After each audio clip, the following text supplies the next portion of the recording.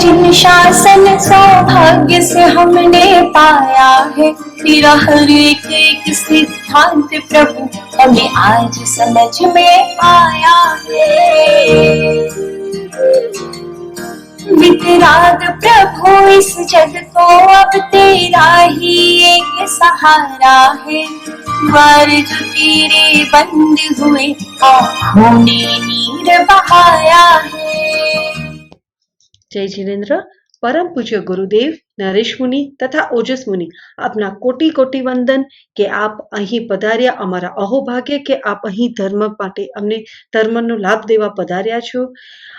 સાથે ખૂબ ખૂબ સંઘનો પણ આભાર કે અમને આટલું સરસ રીતે લાઈવ મારા સાહેબના વ્યાખ્યાન અને તપનું સ્ટ્રીમ બતાવે છે। અમારા તમને બી ખૂબ ખૂબ આભાર। અને સાથે અમને આવો સરસ તપ કરવાનો અને ધર્મ કરવાનો લાભ મળ્યો તે માટે આપ સૌને વંદન। જય જિનેન્દ્ર। જય જિનેન્દ્ર। જે ચતુર્માસનો આપણે આતુરતાથી રાહ જોઈ રહ્યા હતા તે આવી ગયો છે અને બેંગ્લોરમાં ગુરુદેવ પધાર્યા છે તે જાણી ખૂબ આનંદ થયો। રોજ ગુરુવાણીનો લાભ મળશે તે બદલ સંઘનો ખૂબ ખૂબ આભાર। ચાતુર્માસ પધાર્યા છે, ગુરુદેવની વાણી અમને રોજે સાંભળવા મળશે, તમે બી સાંભળજો। જય જિનેન્દ્ર। પૂજ્ય ગુરુદેવને મથેણમ વંદામી, સકલ સંઘને જય જિનેન્દ્ર। ગુરુદેવ આપણા સંઘના આંગણે પધાર્યા, તેમનું ભાવપૂર્વક સ્વાગત કરીએ છીએ। તેમનો ઘણા આભારી છીએ કે આવા વ્યસન મુક્તિ અભિયાન ચલાવનારા ગુરુદેવનો આપણને લાભ મળ્યો। ચાતુર્માસ દરમિયાન વિવિધ અનુષ્ઠાનો દ્વારા આપણા જ્ઞાનની વૃદ્ધિ થશે તે માટે આપણે તેમના ઘણા ઉપકારી છીએ। જય જિનેન્દ્ર। જય જિનેન્દ્ર। કિન્હમ કાર્યાનમ ગુરુદેવ। प्रभु वितराग परमात्मा पूज्य महावीर स्वामी ने वंदन नमन અને ગુરુદેવ ને વંદન। અમે આજ ખૂબ ઉત્સાહિત છે કે આ વખતે પૂજ્ય ગુરુદેવ પાસેથી ધર્મ લાભ લેવા એને ખૂબ આતુરતાપૂર્વક રાહ જોઈ રહ્યા છે। ગુરુદેવ, હું તમને એક રિક્વેસ્ટ કરવા માંગુ છું કે સામયિક અને પ્રતિક્રમણ સાથે તમે અમને ધાર્મિક ક્વિઝ एक्टिविटीज भी रमाड़ो। रमता रमता हमें धर्म भी सीखी जैसे। थैंक यू गुरुदेव। जय जिनेन्द्र। जय जिनेन्द्र। ચાતુર્માસની અમે ખૂબ જ આતુરતાથી રાહ જોઈ રહ્યા છીએ અને ચાતુર્માસ આવી ગયા અને પરમ પૂજ્ય ગુરુદેવનો અમને ખૂબ જ સરસ લાભ મળ્યો। જય જીનેન્દ્ર। જય જીનેન્દ્ર। હું અલ્પા દોશી આપણા સ્થાનકવાસી જૈન સંઘની ખૂબ ખૂબ આભારી છું કે મને એની સાથે જોડાવાનો તક આપ્યો છે। અને આ ચાતુર્માસ દરમિયાન આપણા પરમ પૂજ્ય ઓજસ મુનિ મહારાજ સાહેબ અને પરમ પૂજ્ય નરેશ મુનિ મહારાજ સાહેબને જીનવાણી સાંભળવાનો આટલો મોટો લાભ મળશે એના માટે હું આપ સર્વની ખૂબ ખૂબ આભારી છું। જય જીનેન્દ્ર। જીનેન્દ્ર મથેણ મંદામી ગુરુદેવ, અમે જે ચાતુર્માસની આતુરતાપૂર્વક રાહ જોઈ રહ્યા હતા એ ચાતુર્માસ હવે આવી ગયું છે, એ દિવસો હવે આવી ગયા છે અને આ સોનેરી દિવસોમાં અમે તમારી ગુરુવાણીનો ભરપૂર લાભ લઈએ, અમે તપ ધર્મમાં આગળ વધીએ એવી ભાવના ભાવીએ છીએ। જય જીનેન્દ્ર। મથેણ મંદામી પરમ પૂજ્ય નરેશ મુનિ મહારાજ સાહેબ તથા ઓજસ મુનિ મહારાજ સાહેબના ચરણમાં કોટી કોટી વંદન નમન। અમે તમારા ચાતુર્માસની ખૂબ આતુરતાથી રાહ જોઈ રહ્યા છીએ ને તે અવસર હવે આવી ગયો છે, તથા તમારા ગુરુવાણીનો રોજ અમને લાભ મળે એવી અમે ખૂબ ઉત્સાહી છીએ। મથેણ વંદામી ગુરુદેવ, અમારા અહોભાગ્ય છે કે આ વર્ષે અમને અમારા સંઘને તમારા ચાતુર્માસનો લાભ મળ્યો છે। તો અમારી અંદરથી વિનંતી છે તમને કે અમને રોજ તમારા ધર્મ લાભનો, તમારા વ્યાખ્યાનનો લાભ મળશે તો અમારો જીવ ધન્ય થઈ જશે। ખૂબ ખૂબ અંતરથી ઈચ્છા છે ગુરુદેવ કે તમારો અમને ધર્મ લાભનો લાભ। જય જીનેન્દ્ર। મથેણ મંદામી આ ચાતુર્માસનો અમે આતુરતાથી રાહ જોઈ રહ્યા હતા। પરમ પૂજ્ય ગુરુદેવની ગુરુવાણીનો લાભ હવે અમે રોજ મળશે તે માટે અમે ખૂબ ઉત્સાહી છીએ। જય જીનેન્દ્ર। મથેણ વંદામી નરેશ મુનિ, ઓજસ મુનિ, તમે ચોમાસુમાં પધાર્યા છે અને આપને ઓનલાઈન ચોમાસુમાં આપને બહુ લાભ મળશે। જેવી રીતે તમે મોટાઓની શિબિર લ્યો છો એવી રીતે અમારા બાળકોની પણ શિબિર લ્યો। જય જીનેન્દ્ર।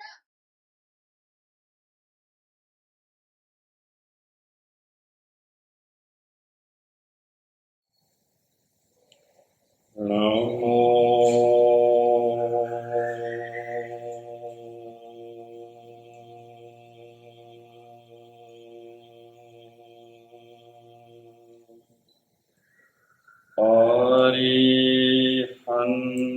अरिहन्ताणं नमो सिद्धाणं नमो आयर्याणं नमो उवजायाणं नमो लोये सवसाहुणं एसो पञ्चममुखारो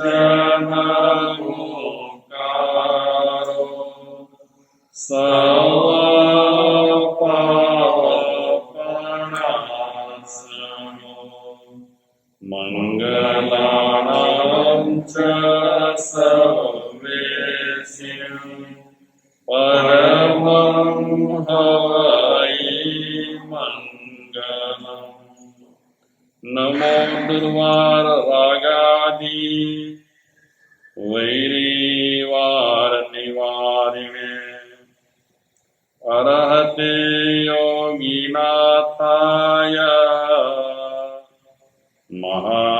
महावीराय तायिने अक्षीणमहानसलब्धि केवल श्रीकराम्बुजे नाम लक्ष्मी मुखे वाणी गौतम स्वामिने नमः अखण्डमण्डलाकारं व्याप्तं येन चराचरम् तत्पदं दर्शितं येन तस्मै श्रीगुरवे नमः नमस्कार अरहन्त को नमस्कार सब संत नमस्कार जननी जना नमस्कार जननी जना है उपकार अनंत है उपकार अनंत नमस्कार इस विश्व से नमस्कार इस विश्व से देव ब्रह्म भगवान धर्मनिष्ठ हो जो सदा करे जगत कल्याण करे जगत कल्याण इस सदायुत नमन से चित्त विमल हो जाए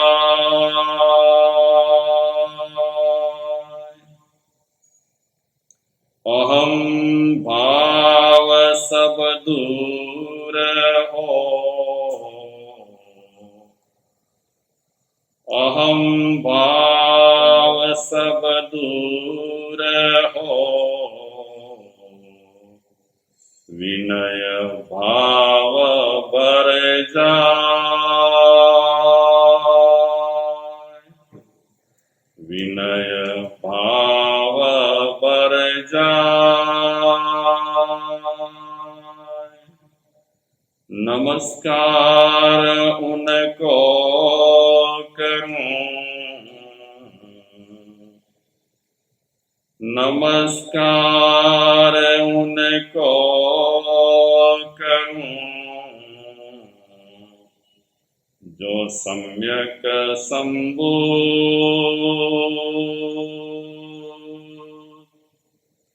जो भगवत अरहंत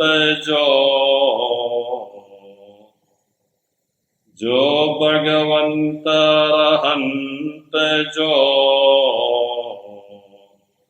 जो पावना परिशोध, जो पावना परिशोध।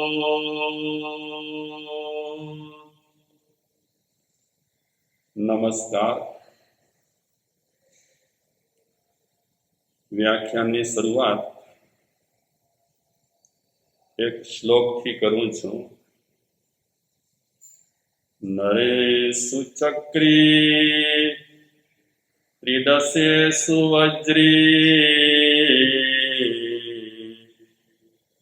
મૃગેષુ સિંહા પ્રસમાવતેષુ મતો મહીભૃત્સુ સુવર્ણશૈલો ભવેષુ મનુષ્ય ભવ પ્રધાન. આ શ્લોકમાં થોડા દાખલા આપી, એક્ઝામ્પલ આપી આપણા જન્મ વિશે એટલે કે મનુષ્ય જન્મ વિશે કહે છે. નરેશુ ચક્રી, માણસોમાં સર્વશ્રેષ્ઠ ચક્રવર્તી કહેવાય,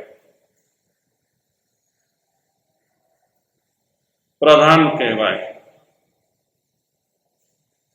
એ આપ સૌ જાણો છો કે ચક્રવર્તી 6 ખંડના અધિપતિ હોય, સર્વોપરી સત્તા ધરાવતા હોય. ભગવાન સર્વથી શ્રેષ્ઠ, પણ એ પછીની જે ગ્રેડ છે એ ચક્રવર્તીઓની છે. તો માણસોમાં ચક્રવર્તી અને દેવોમાં સર્વશ્રેષ્ઠ દેવ ઇન્દ્ર કહેવાય. દેવો ઘણા છે, દેવોના વિભાગો ઘણા છે, પ્રકારો ઘણા છે, પણ એ સર્વ વિભાગોમાં અને દેવોના સર્વ પ્રકારોમાં ઇન્દ્ર સર્વશ્રેષ્ઠ.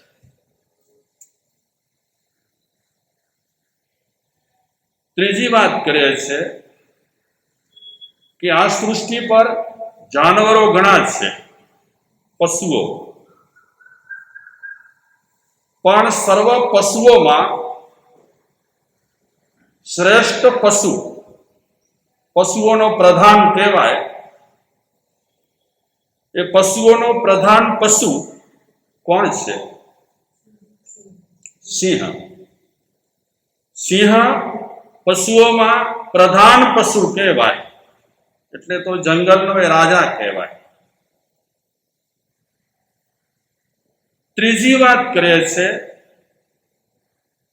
કે વ્રતો ઘણા છે. વ્રત એટલે નિયમ, નિયમ ઘણા છે. કોઈ નિયમ લે, કોઈ નિયમ લે, કોઈ નિયમ લે, પણ એ નિયમોમાં, એ વ્રતોમાં સર્વશ્રેષ્ઠ વ્રત, ઉત્તમ વ્રત ઉપસમ વ્રત છે. ઉપસમ એટલે સમજો, ઉપસમ. ઉપસમ એટલે ક્ષમા પણ કહેવાય. ઉપસમ એટલે સમતા પણ કહેવાય.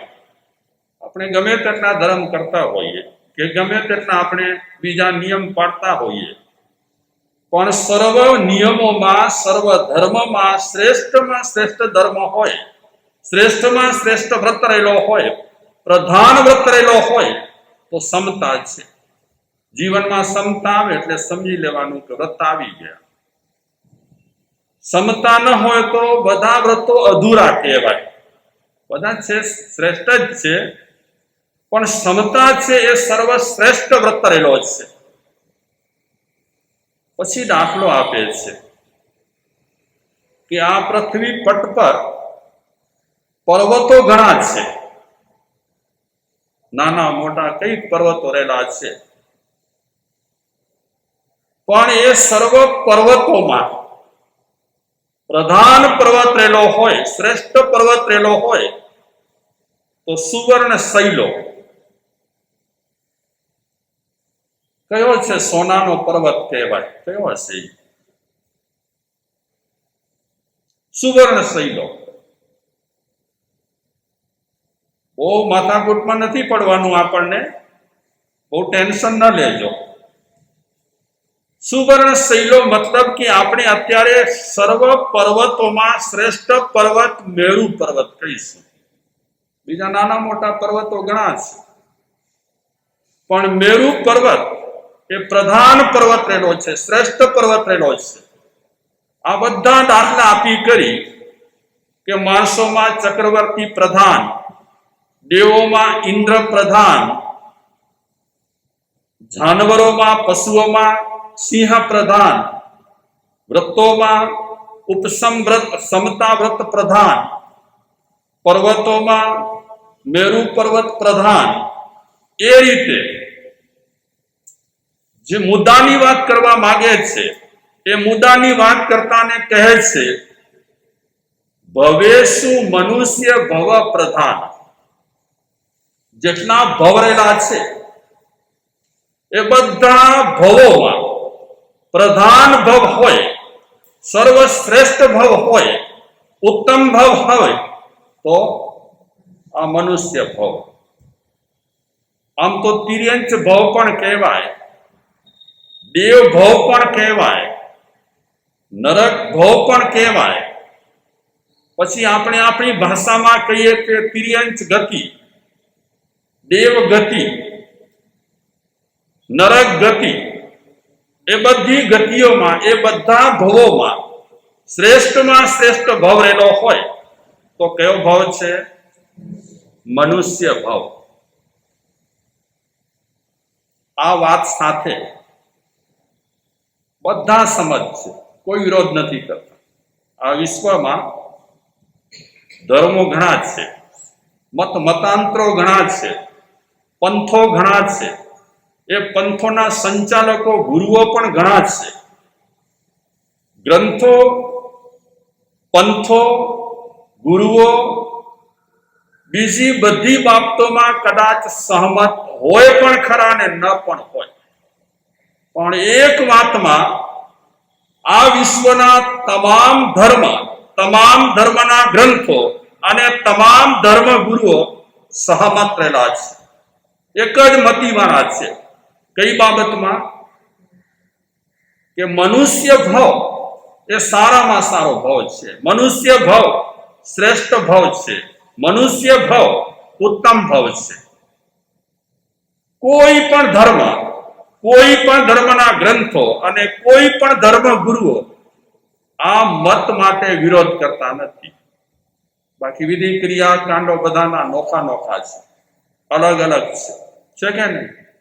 જેટલા વિશ્વમાં ધર્મો રહેલા છે બધાના વિધિ ક્રિયા કાંડો અલગ અલગ રહેલા છે. મને જે વિધિ ક્રિયા કાંડ ગમે તે તમને ન પણ ગમે, તમને જે વિધિ ક્રિયા કાંડ ગમે તે મને ન પણ ગમે. તમારા વિધિ ક્રિયા કાંડમાં હું સહમત હોઉં પણ ખરો અને ન પણ હોઉં, અને મારા વિધિ ક્રિયા કાંડમાં તમે સહમત હો પણ ખરા અને ન પણ હો. એ વિધિ ક્રિયા કાંડોમાં કદાચ મતભેદ હોઈ શકે, પણ આ વાતમાં મતભેદ નથી. કઈ વાતમાં? મનુષ્ય જન્મ સુંદર છે, મનુષ્ય જન્મ એકદમ શ્રેષ્ઠમાં શ્રેષ્ઠ, સારામાં સારો છે. આમાં બધા ધર્મો સહમત રહેલા છે, અને તમામે તમામ ધર્મો, તમામે તમામ ધર્મના ગ્રંથો અને તમામે તમામ ધર્મ સંપ્રદાયના ધર્મ ગુરુઓ એકી અવાજે કહે છે કે મનુષ્ય જન્મ જેવો કોઈ જન્મ નથી, મનુષ્ય ગતિ જેવી કોઈ ગતિ નથી, મનુષ્ય ભવ જેવો કોઈ ભવ નથી. આટલી પ્રશંસા બધા ધર્મો કરે છે. શ્રીમદ ભગવદ ગીતાજીમાં કહ્યું, દુર્લભો માનુષો દેહો, મનુષ્ય દેહ દુર્લભ છે. તો બીજા એક ધર્મ ગ્રંથમાં કહે છે કે માનુષાત શ્રેષ્ઠતરમ ન કિંચિત, મનુષ્યથી આ વિશ્વમાં ત્રણેય જગતમાં કોઈ શ્રેષ્ઠ વસ્તુ નથી. એ જ રીતે ભગવાન મહાવીર સ્વામી ઉત્તરાધન સૂત્રના 10મા અધ્યયનની પહેલી ગાથામાં કહે છે, દુલહે ખલુ માનુષે ભવે ચિરકાલેણ વિસવ પાણીનમ ગાઢાય વિવાગ કમૂળો સમયમ ભોયમ માપમાય. કયા સૂત્રની વાત છે?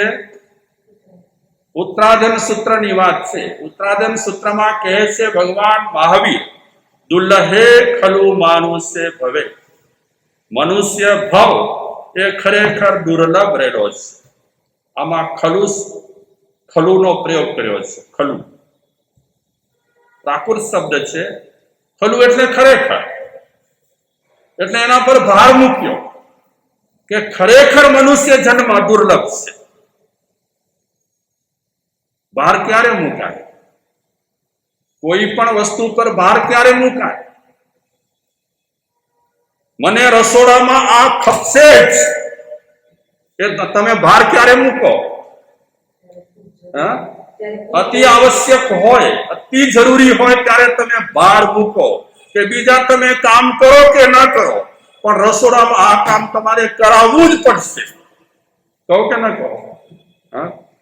તો જે વસ્તુની અતિ આવશ્યકતા રહેલી હોય, અતિ જરૂરિયાત રહેલી હોય, એના પર ભાર મુકાતું. જે વજૂદ વાળી વસ્તુ હોય એના પર ભાર મુકાય.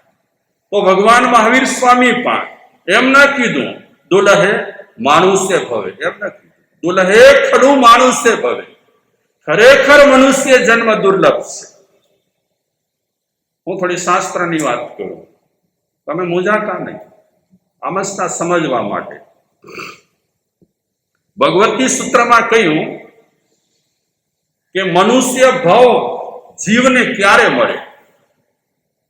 તાત્કાલિક મળે કે ઘણો વખત વીત્યા પછી મળે? તો ભગવતી સૂત્રમાં સર્વે કર્યું છે કે કહે છે મનુષ્યના ભવની સામે અસંખ્યાત નારકીના ભવ કરે. સંખ્યાત નહીં, અસંખ્યાત નારકીના ભવ.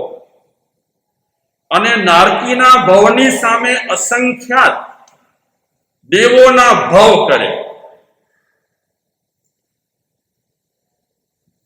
અને દેવોના ભવ સામે અનંતા ભવ તિર્યંચના કરે. હવે આટલો કાળ પસાર થાય ત્યારે ક્યારેક મનુષ્ય જન્મ મળે. અસંખ્યાત નારકીના ભવ પસાર થઈ જાય. ભાગ્યશાળીઓ, આપ તો બહુ બુદ્ધિશાળી છો ને હોશિયાર છો. આપણે ગણતરી કરવા જઈએ અસંખ્યાત ભવ, સંખ્યા હોય ને તો 1 2 3 10 15 25 50 100 1000 2000 લાખ 2 કરોડ એવું ગણી શકીએ. પણ આમાં કયો શબ્દ વાપર્યો? અસંખ્યાત. અસંખ્યાત નારકીના ભવ. હવે અસંખ્યાત નરકીના ભવ કોઈ પણ જીવ કરતો હોય તો એમાં સમય કેટલો જાય? કેટલો જાય? આપણી પાસે ગણિત નથી અને કમ્પ્યુટર પણ આમાં, લેપટોપ પણ આમાં કામ નહીં લાગે. જ્યારે અસંખ્યાત શબ્દ આવે ત્યારે લેપટોપ પણ ઠપ થઈ જાય. અસંખ્યાત ભવ નારકીના, અસંખ્યાત ભવ દેવોના અને અનંતા ભવો તિર્યંચના. આટલા ભવો કરતા કરતા જીવને કેટલો વખત લાગે? અને આટલા ભવો કર્યા પછી ક્યારેક જ મનુષ્ય જન્મ મળે છે. ખબર નહીં, આપણે આ બધું ફરી આવ્યા છીએ. પર્યટન આપણે કરી ચૂક્યા છીએ. પ્રવાસ આપણે ખેડી આવ્યા છીએ. કયો પ્રવાસ? નરકનો પ્રવાસ ખેડી આવ્યા, દેવનો પ્રવાસ ખેડી આવ્યા, તિર્યંચનો પ્રવાસ પણ આપણે કરી ચૂક્યા. આ બધા પર્યટન કરી ચૂક્યા પછી આપણને અત્યારે મનુષ્ય ભાવ મળ્યો છે. કેટલી મહેનત કરી હશે આપણે? બહુ મહેનત કરી છે. હવે આપણને મનુષ્ય ભાવ મળશે કે નહીં મળે એની કોઈ ગેરંટી નથી, કોઈ જ ગેરંટી નથી. હમણાં મળ્યો છે. અવતાર માનવીનો ફરીને નહીં મળે,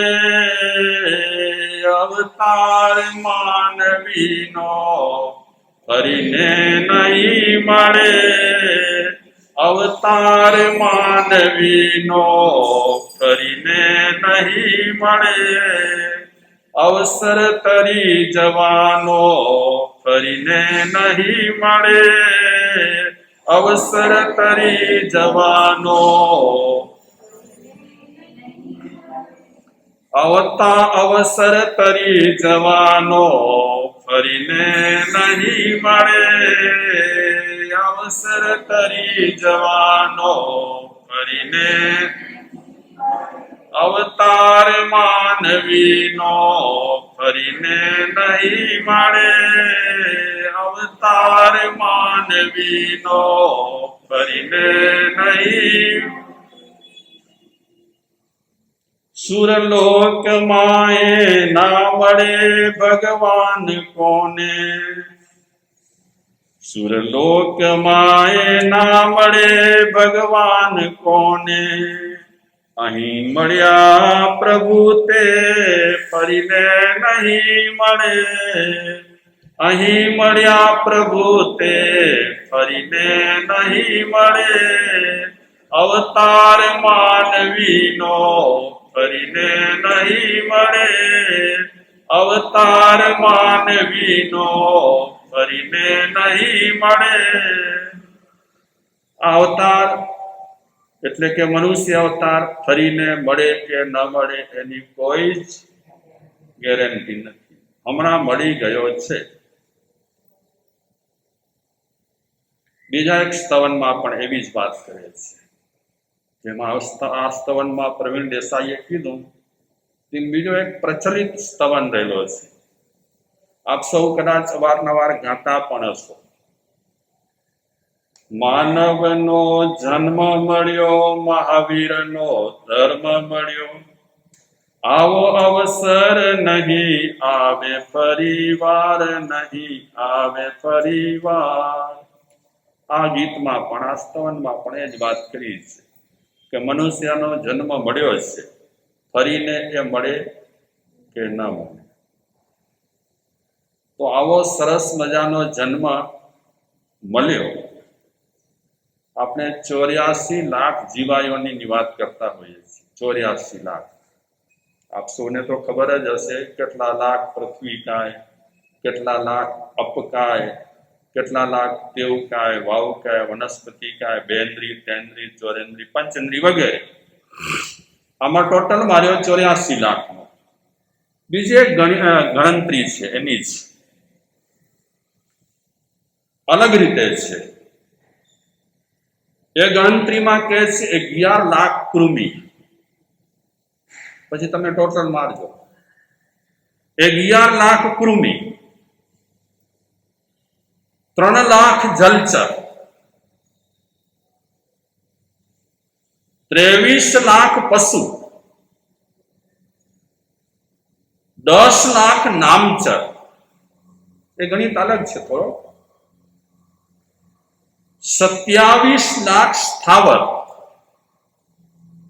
અને 4 લાખ મનુષ્ય. આ તમને ફિગર યાદ રહ્યા હોય તો 78 થયા. ગડબડ છે ક્યાં? આમ ટોટલ 84 લાખ થવા જોઈએ. કોઈક બીજા શાસ્ત્રમાં એની આ ગણતરી છે. લગભગ સેમ છે બધી ગણતરી. આમ તો જૈન દર્શન કે જૈન શાસ્ત્રમાં જે કીધું છે તે જ થોડાક ફેરફાર સાથે આમાં કહ્યું છે.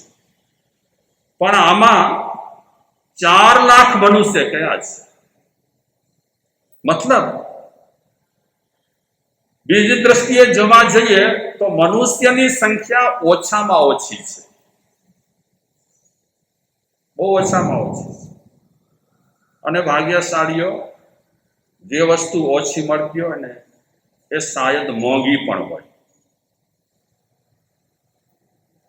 તમે બેંગ્લોરની બજારમાં ફરી વળો અને વસ્તુ ન મળે તો તમે શું કહો? શું કહો તમે? એક બજાર હું ફરી વળ્યો, આ ચીજ હજી સુધી મને મળી નથી. એટલે ઘણી વખત આપણે ઘણાને કહીએ કે આ વસ્તુ બેંગ્લોરમાં મળવી બહુ મુશ્કેલ છે. તમે મુંબઈમાં જઈને લેજો, મુશ્કેલ છે. જે રીતે વસ્તુ ઘણી વખત ઘણા પ્રદેશમાં મુશ્કેલ હોય તે રીતે આ મનુષ્ય જન્મ પણ મુશ્કેલ છે. બહુ પરેશાન થયા છીએ આપણે, ઘણા પરેશાન થયા છીએ. માનવ જન્મને દેવતાઓ ઝંખતા, માનવ જન્મને માનવ જન્મને દેવતાઓ ઝંખતા, માનવ જન્મને સ્વર્ગના વૈભવો ઘણી વાર ડંખતા, સ્વર્ગના વૈભવો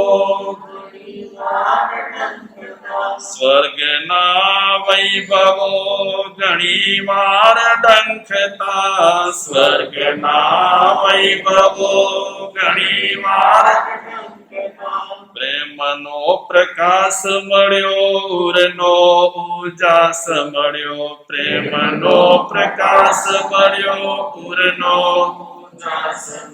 પ્રેમનો પ્રકાશ મળ્યો, ઉરનો ઉજાસ મળ્યો, પ્રેમનો પ્રકાશ મળ્યો, ઉરનો આવા સંયોગ નહીં આવે પરિવાર, આવા સંયોગ નહીં. માનવનો જન્મ મળ્યો, મહાવીરનો ધર્મ મળ્યો, માનવનો જન્મ મળ્યો, મહાવીરનો આવો અવસર નહીં આવે પરિવાર, આવો અવસર નહીં આવે પરિવાર. મનુષ્ય શરીર એટલે શ્રેષ્ઠ અજાયબી. બેંગ્લોરમાં કઈ અજાયબી છે કોઈ? ઘણી સિટીઓમાં અજાયબી હોય છે, પણ બધી અજાયબીઓમાં એકદમ સારામાં સારી અજાયબી હોય તો આ મનુષ્ય શરીર. તમે જુઓ તો ખરા, નજર તો કરો શરીર તરફ. મશીનો કેવી રીતે ગોઠવેલા છે, કેવા મશીનરી કેવી અંદર પડી છે, કેવા ઘાટ ગળ્યા છે આ શરીરમાં. એક ચિંતક કહે છે કે શરીરની કિંમત ડોક્ટરની ફી સાંભળ્યા પછી વધુ સમજાય છે.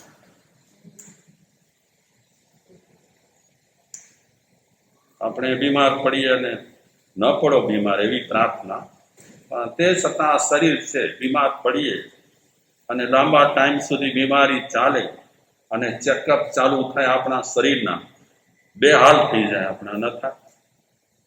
અને ચેકઅપ વખતે તો બે હાલ થાય જ, પણ જ્યારે ફી આવે ને, શું કહેવાય, બિલ આવે ને, ત્યારે તો બીમાર ન પડતા હોઈએ તો પણ બીમાર પડી જઈએ. બહુ તકલીફ વાળું કામ છે. આપણને ત્યારે જ સમજાય, બીમાર પડ્યા પછી, ટ્રીટમેન્ટ ચાલુ થયા પછી, ચેકઅપની આ પરોજણ ચાલુ થયા પછી સમજાય કે આ શરીર તો બહુ કિંમતી છે. અમને એક ભાઈ મળ્યા, એમણે મશીનરી બતાવી હોસ્પિટલમાં જઈને કે મારા સાહેબ આ મશીનરીથી આ ફલાણી વસ્તુ ચેકઅપ થાય, આનાથી આ ચેકઅપ થાય, આનાથી આ ચેકઅપ થાય. મશીનરી બતાવ્યા પછી અમને કીધું મારા સાહેબ આ બધી મશીનરીની કિંમત કેટલી? કીધું અમારા તો આ વિષય નથી, તમે જ કહી દો. એમણે કીધું લાખો કરોડો રૂપિયાના મશીન છે બધા.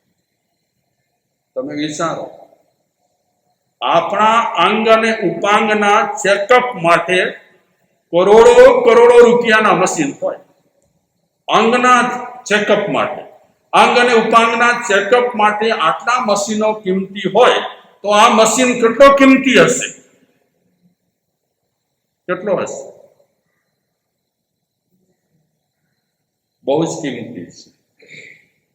અને હું તો કહીશ કે બધા મંદિરો સારા,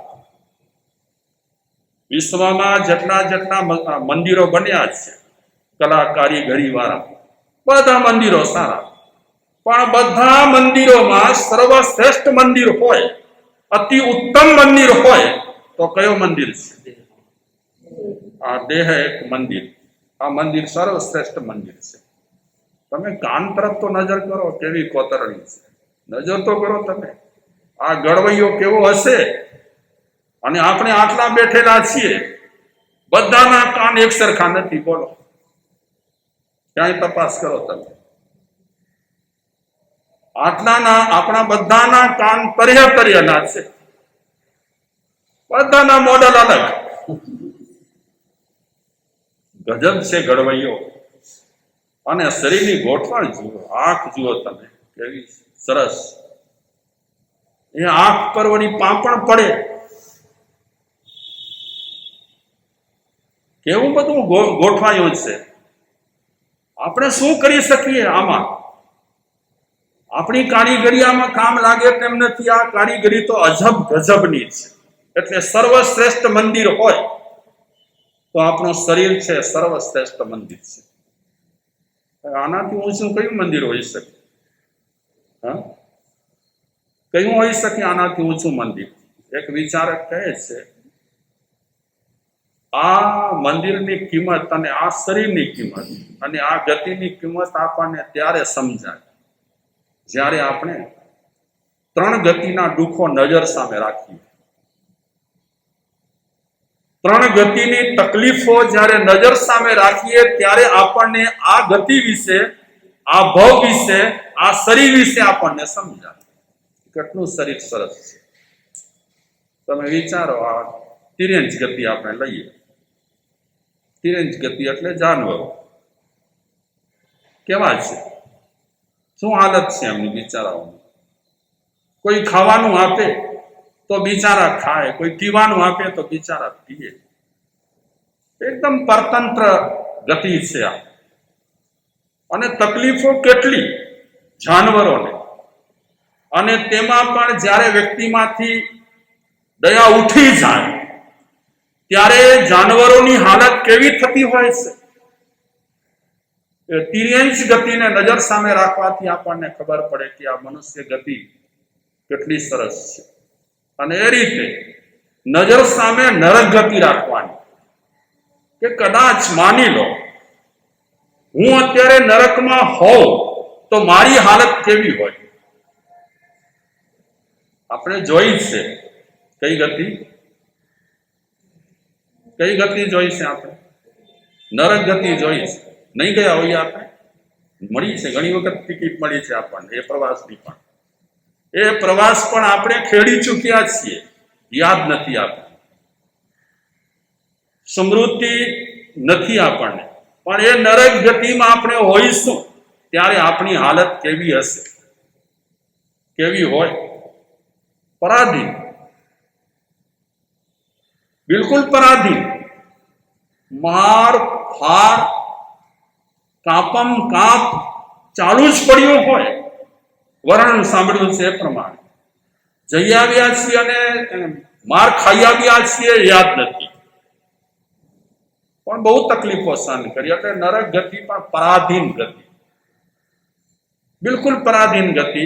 આપે પણ વાંચ્યું હશે, મેં પણ વાંચ્યું છે કે નરક ગતિના જીવોને તરસ લાગે ત્યારે કેવું પાણી મળે, કેવું મળે પાણી? હા, કઈ ફ્રીજ વાળું ના મળે પાણી કઈ.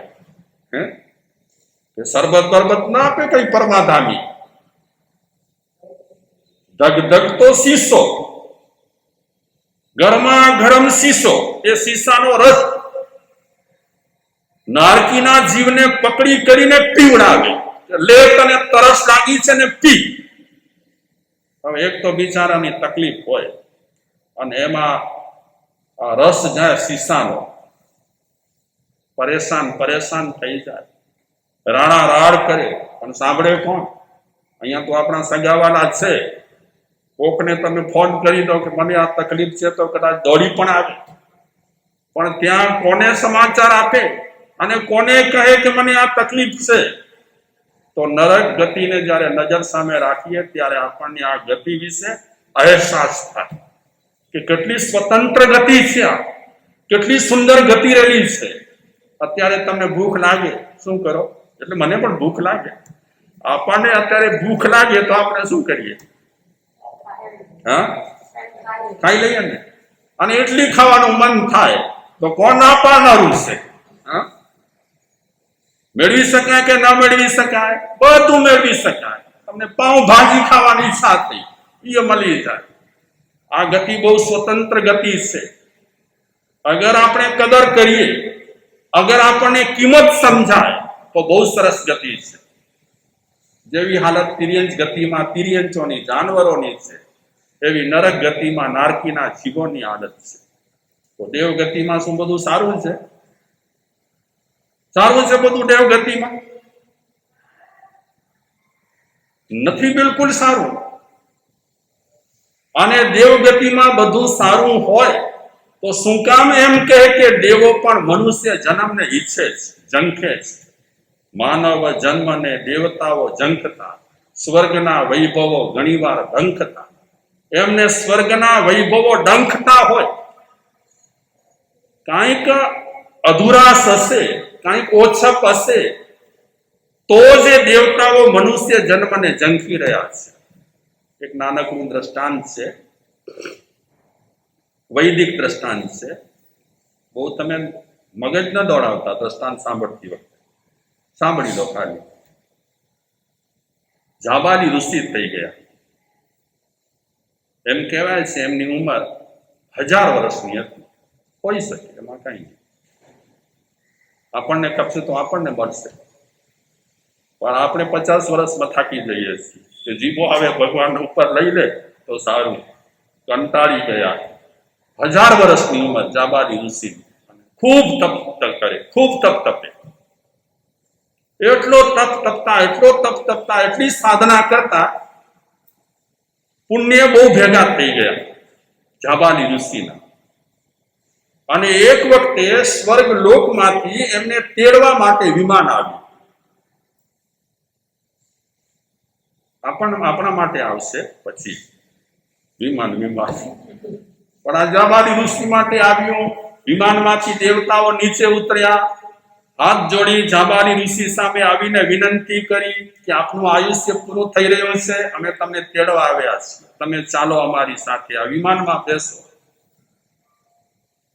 તો જાબાલી ઋષિ એ બિસ્તરા પોટલા બાંધીને તૈયાર જ બેઠા હતા. ઋષિ મુનિઓને આયુષ્યની ખબર પડે, સમેટી લીધું હતું બધું, અને એ સ્વર્ગના વિમાનમાં બેઠા. તરત જ દેવતાઓ એ વિમાનને પાછો રવાનો કર્યો સ્વર્ગ તરફ. બધું ફટાફટ થઈ ગયું. જાબાલી ઋષિ પહોંચી ગયા સ્વર્ગ લોકમાં.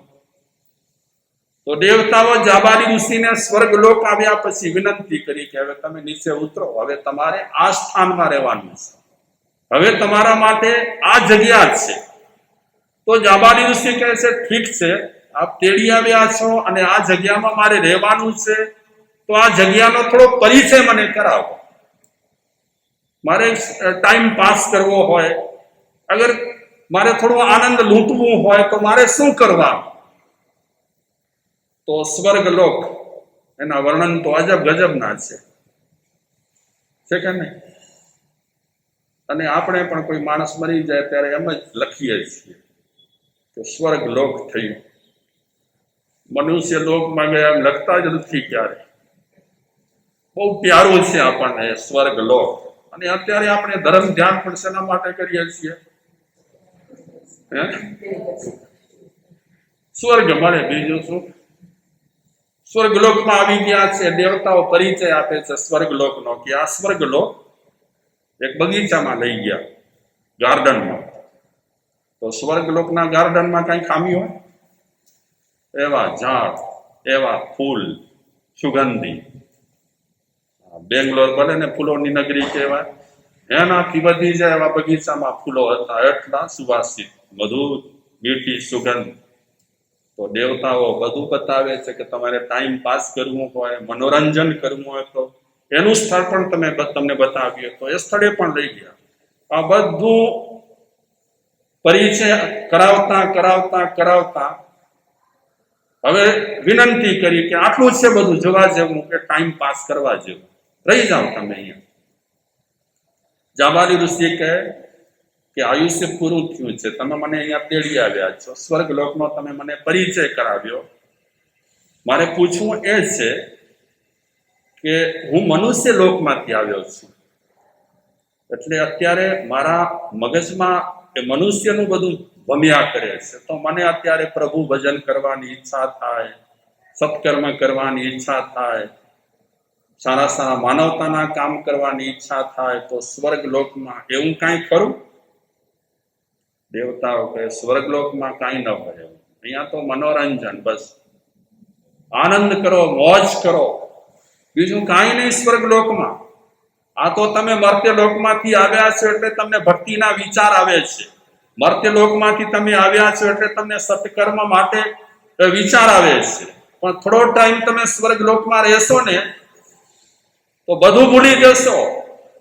મનોરંજન તમને એટલું મળશે, મનોરંજનમાં તમે આનંદ થઈ જશે. જાબાલી ઋષિ કહે અગર આ સ્વર્ગલોકમાં ભક્તિ ન થતી હોય, ભગવાનની સત્કર્મ ન થતા હોય, માનવતાના કામ ન થતા હોય તો પ્લીઝ મને જે રીતે જ્યાંથી લાવ્યા છે ત્યાં મૂકી દો. મારે આ તમારા સ્વર્ગલોકમાં નથી રહેવું. તમે બીજી કઈ વાત ન વિચારતા. અત્યારે જૈન દર્શન પ્રમાણે ફક્ત આ દ્રષ્ટાંત આપણે સમજવા માટે વિચારીએ છીએ. બહુ સમજાવે છે દેવતાઓ કે લોકો ઝંખી રહ્યા છે સ્વર્ગલોકને, અને તમને સ્વર્ગલોકના સુખો ડંખી રહ્યા છે. જાબાલી ઋષિ કે લોકો જે કરતા હોય તે મારે નથી રહ્યું. અને છેવટે ઘણી માથાકૂટ થઈ. અંતે એ જાબાલી ઋષિ ન સમજ્યા, પાછા વિમાનમાં એમને બેસાડે છે, પાછા લઈ આવે છે. ક્યાં? અહીંયા બેંગ્લોરમાં નહીં, સ્વર્ગલોકમાંથી મર્ત્યલોકમાં લઈ આવ્યા. અહીંયા લાવ્યા પછી દેવતાઓ વિમાનમાંથી નીચે ઉતર્યા, જાબાલી ઋષિ પણ નીચે ઉતર્યા. ત્યારે દેવતાઓ હાથ જોડી જાબાલી ઋષિને કહે છે કે આપની વાત બિલકુલ સાચી છે. અહીં જે થઈ શકે છે તે ત્યાં થઈ શકતું નથી. અહીંયા નિકાસ પણ છે અને આયાત પણ છે. અહીંયા તમે પુણ્ય પેદા પણ કરી શકો છો અને પુણ્યને વાપરી પણ શકો છો. જ્યારે સ્વર્ગલોકમાં કેવલ વપરાશ છે, નિકાસ છે, આયાત બિલકુલ નથી. સાચી વાત છે. સ્વર્ગલોકમાં ભક્તિ થઈ શકે.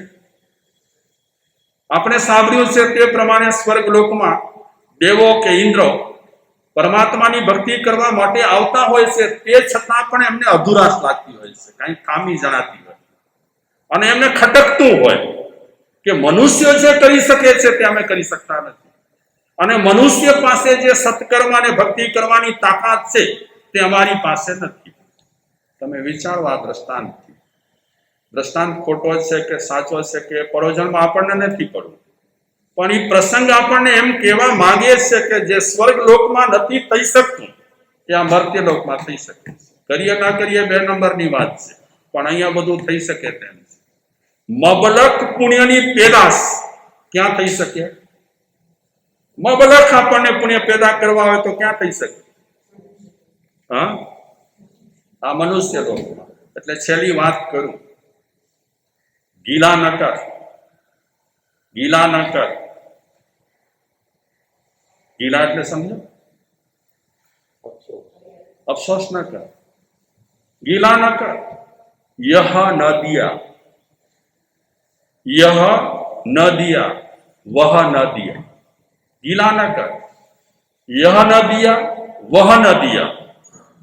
આપણે કહીએ ને ઘણી વખત કે મને આ નથી મળ્યું ને, સરખો ફ્લેટ નથી મળ્યો ને, સરખી ગાડી ખપતી હતી એ નથી મળી ને। ગીલા ન કર, यह न दिया, वह न दिया। બહુ આપણે ગીલા કરીએ છીએ કે નથી કરતા?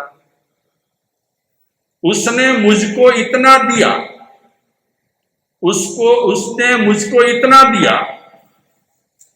कितना दिया? उसने मुझको इतना क्या कम है? जो दिया है वो कम है, जिसने दिया है वो कम है। अरे સૌથી બેસ્ટ વાત તો એ રહેલી છે, આપણને લાયકાત ન હોવા છતાં પણ કયો જન્મ મળ્યો છે। લાયકાત આપણામાં નહીં હોય, હજી પાત્રતા નહીં હોય, તે છતાં આપણને મળી ગયો છે। આ કામ છે। આજે ભેટ મળી છે આપણને, આજે ઇનામ મળ્યું છે તો ઇનામ ઓછું છે। ગીલા ન કર, यह न दिया, वह न दिया। उसने मुझको इतना क्या कम है, जो उसने आदम बना दिया मुझको। इतना क्या कम है, आदम बना दिया मुझको। એ શું ઓછું છે કે મને શું બનાવી દીધું છે અત્યારે? આ ઓછું છે। હવે રડીએ એ આપણી શું છે? શું છે? જરા વાક્ય તો બતાવો। આટલું બધું સુંદર મળ્યા છતાં પણ આપણે રડતા રહીએ તો એ આપણી કમનસીબી છે, નથી? હા, ઠીક છે, આ મનુષ્ય જન્મમાં પણ બધું સારું તો નથી જ છે। સારું, આ કોરોના આવે માણસને પાયમાલ કરી નાખે, બીજી બીમારીઓ આવે માણસને હેરાન કરી નાખે। આ બધું જ ઠીક, પૂરી સવલતો પણ મનુષ્ય જન્મમાં કદાચ ન મળે। કોકને ફ્લેટ મળ્યા ને કોકને સાદો મકાન પણ મળી શકે છે। આ બધું કમ ઓછું મળે તે છતાં પણ આ મનુષ્ય જન્મ આપણને મળ્યો છે અને મનુષ્ય શરીર મળ્યું છે તે ઓછું છે। અને આનાથી જેટલું આપણે સારું કરીશું ને એટલું સારું છે। बचपन मांगली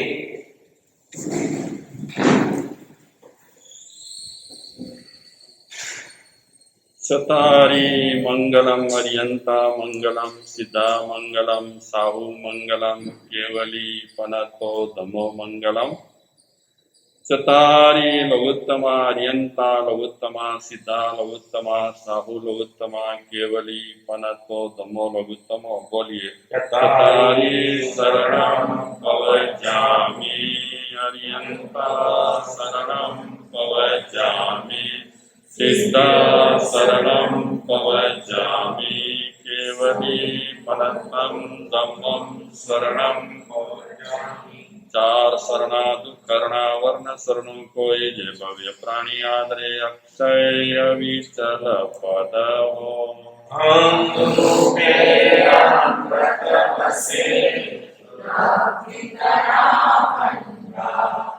श्री गुरु गौतम समरिये मानवचित फलदाता भावे भावन भाविये भावे विचेदान भावे कर्म आराधिये भावे केवल ज्ञान भावे पद निर्माण। बोलो माय स्वामी भगवान की जय, नटदेव की जय, संतन की जय। પ્રભુ મહાવીરના ચરણોમાં કોટી કોટી વંદન। ગુરુદેવ પૂજ્ય નરેશ મુનિ, પૂજ્ય ઓજસ મુનિના ચરણોમાં કોટી કોટી વંદન। સૌને જય જિનેન્દ્ર। હૃદયના અંતરથી આખું મહિલા મંડળ આપનું સ્વાગત કરે છે ગુરુદેવ। બેંગ્લોરના આંગણે આપના પુનિત પગલાં, અહો ભાગ્ય અમારા। ખૂબ ખૂબ આભાર ગુરુદેવ કે આવા કપરા સમયમાં અહીં આપ પધાર્યા આમ સૌ ઉપર વિતરાગ વાણીની વર્ષા કરવા માટે ખૂબ ખૂબ આભાર.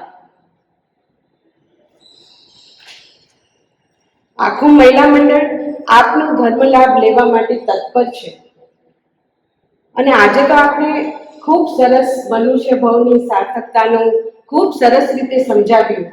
તો અમને બી અમારો મનુષ્ય ભાવ સાર્થક થાય એના માટે અમે આપની સામે અરજી કરીએ છીએ, વિનંતી કરીએ છીએ કે અમ લોકોને બી અમારા કશાયોના વ્યસનથી આપ મુક્ત કરો. આપના વ્યસન મુક્તિ અભિયાનથી માટે તો આપ ખૂબ પ્રસિદ્ધ છો. તો અમને બી અમારો મનુષ્ય ભાવ સાર્થક કરવા માટે આ વ્યસનોથી જે ક્રોધ, માન, માયા, લોભ એનાથી અમને થોડા બી અમે મુક્ત થશું તો અમારો મનુષ્ય ભાવ આપે જે રીતે કીધો એ પ્રમાણે સાર્થક થશે.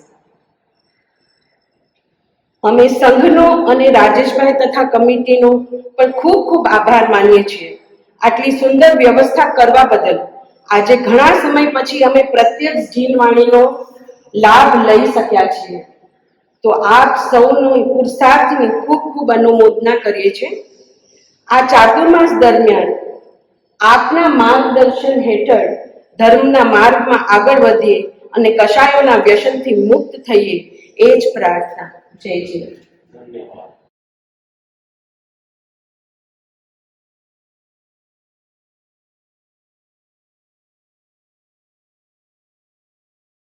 બધાને અમને આજે ખૂબ જ આનંદ થાય છે કે અમે આટલા ટાઈમ પછી કોરોના જ્યારથી ચાલુ થયું છે ત્યારથી ઉપાશ્રય નહોતા આવી શકતા, પ્રત્યક્ષ વ્યાખ્યાન નહોતા સાંભળી શકતા મહારાજ સાહેબ માસતીજીઓ પાસેથી. તો આજે હું સ્પેશિયલી સંઘનો ખૂબ જ આભાર માનું છું કે અમને આવી ઓપોર્ચ્યુનિટી મળી કે અમે અહીંયા આવીને પ્રત્યક્ષ મહારાજ માસતીજી પાસે વ્યાખ્યાન સાંભળી શકીએ. મહારાજનું વ્યાખ્યાન બહુ જ સરસ હતું, અમને ખૂબ જ મજા આવી. ને જ્યારે મેં મારા છોકરાઓને કીધું કે હું આવી રહી છું, અહીંયા ઉપાશ્રય જઈ રહી છું, તો એ લોકો પણ જીદ કરી રહ્યા હતા કે અમને પણ આવું છે, અમને પણ સાંભળવું છે, પણ સ્કૂલના કારણે ન આવી શક્યા. તો હું સંઘને વિનંતી કરું કે અમને આવી અનુમતિ અને આવી ઓપોર્ચ્યુનિટી વારે વારે મળતી રહે કે અમે આવીને મહારાજ સાહેબ પાસેથી વ્યાખ્યાનનો ધર્મ લાભ લઈ શકીએ. જય જિનેન્દ્ર. જે ગુરુદેવે આપણને મનુષ્ય ભાવ વિશે જે સમજાવ્યું છે તેનાથી ઘણું નોલેજ મળ્યું છે અને અમને ખૂબ જ આનંદ આવ્યો છે. ગુરુદેવનો આવું સમજણ શક્તિ અમને મળતી રહે અને અમે અમારા જીવનમાં ઉતારી કંઈક સાર્થક કરી શકીએ એવી ભાવના. જય જિનેન્દ્ર. ગુરુદેવને વંદનામાં બધાને જય જિનેન્દ્ર. ગુરુદેવ, આજે તમે જે મનુષ્યની બારેમાં ગુરુદેવ આજે તમે મનુષ્ય વિશે જે કીધું છે બહુ જ સારું જાણવા મળ્યું કે કેટલું ઇમ્પોર્ટન્ટ છે આપણો મનુષ્ય ભાવ અને આપણે કેટલું એમના મનુષ્ય ભાવ મેળવીને આપણે કેટલું કરી શકીએ છીએ જે બીજા કોઈ ભાવમાં આપણને કરવા નથી મળતું. એટલે મનુષ્ય ભાવ કેટલું ઇમ્પોર્ટન્ટ છે ને આપણે કેટલું સાચવીને બધું એમાં કરવાનું છે એ જાણવા મળ્યું. એ બદલ થેન્ક યુ ગુરુદેવ. જય જિનેન્દ્ર. પૂજ્ય નરેશ મુનિ અને ઓજસ મુનિમાં મારા મસ્તક નમન છે. આજનું જે વ્યાખ્યાન સમજાવ્યું છે મનુષ્ય ભાવનું, આજે ખૂબ આનંદ આવ્યો છે અને એ રીતે જ આપણે આગળ વધવાનું છે.